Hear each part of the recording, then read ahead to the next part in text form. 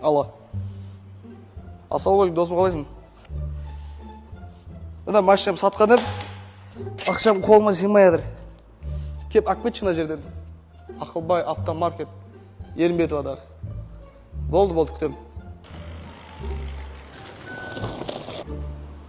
Ассалаумағалейкум. Қалайсың, досым?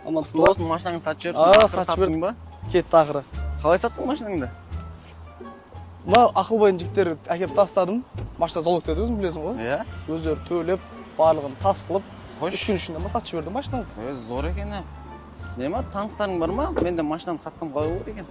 Іште інілер бар ғой, көрейік та жүрсе. Жүрсе көрейік, 2021 жылғы полный родной красота R3-ім бар еді, сатамай жүрмше. Болды жүрсе, іште Ерлан деген жігіт бар. Жүріп кетіп көрейік. Соның барлығын ақылдасайық. Ой, Ерлан бауырым, саған тағы келдім ғой мен. Ассалаумағалейкум, қалайсыздар? Алейкум ассалам, жақсы. Досымның да бір машинасы бар еді.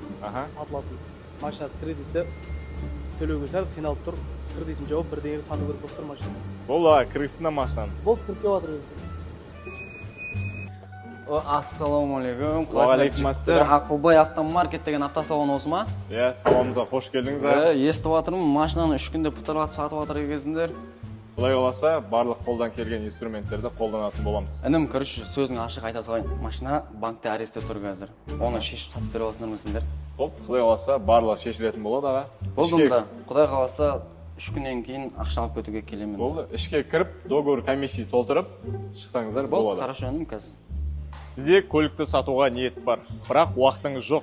Ақылбай автомаркеті сіздер үшін қолайлы шарттармен автокөліктеріңізді сатуға дайынбыз. Біздің мекен жайымыз Шымкент қаласы Ерімбетова 159/1 Ричвилла ресторанының жанында орналасқанбыз.